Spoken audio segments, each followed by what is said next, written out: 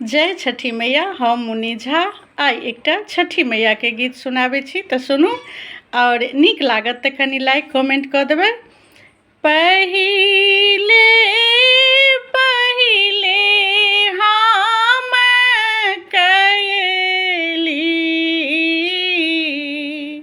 छठी मैया बरत तोहार, छठी मैया बरत तोहार, करिहा क्षमा छठी मैया,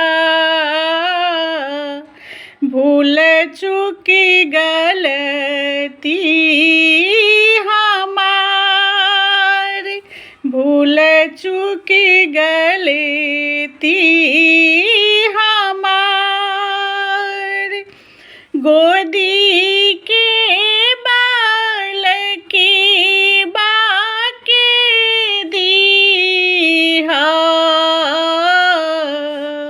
छठी मैया ममता दुलार, छठी मैया ममता दुलार, पिया के सिनेहिया बनैहा, मैया दिहा सुख संसार, मैया दिहा सुख सार, नारियल केलिबा घोदिबा, साजल नदिया किनार, साजल नदिया किनार, सुनहि आरजी छठी मैया, बड़ी है कुली परिवार, बड़े है कुली परिवार,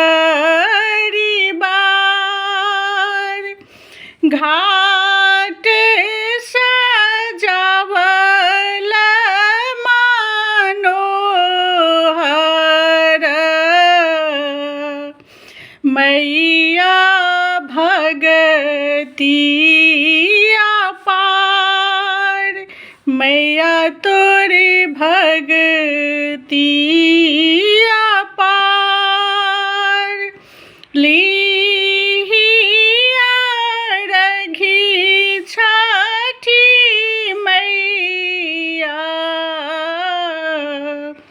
दीही आशीष हजार, दीही आशीष हजार, पहिले पहिले हम कयनी छठी मैया बरत तोहार, छठी मैया बरत तोहार, करिहा क्षमा छठी मैया, भूल चूकी गलती हमार, भूल चूकी गलती हमार, दीहा आशीष हजार।